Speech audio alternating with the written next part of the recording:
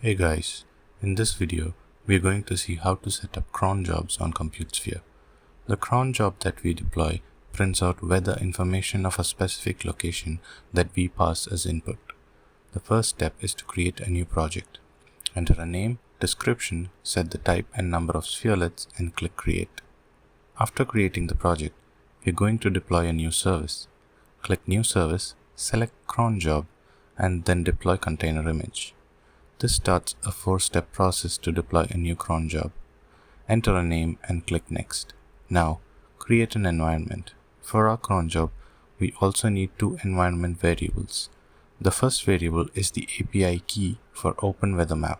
The second variable is the location whose weather information we are retrieving. You can sign up on openweathermap.org to get an API key and enter a location of your choice. The location must be in the format city, country. Once done, click next. We're going to use one of our sample images for this cron job. The details of the image are in the description below. Once done, click next. We're going to let the cron run every minute, so we're going to use the defaults. And for the cron job command, we're going to use node app.js. This is the command used to run the application.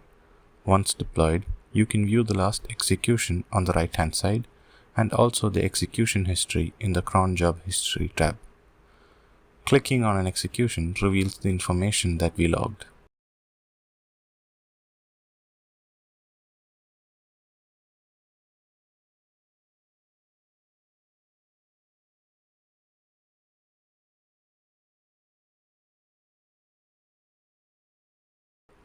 The code for our application is very basic.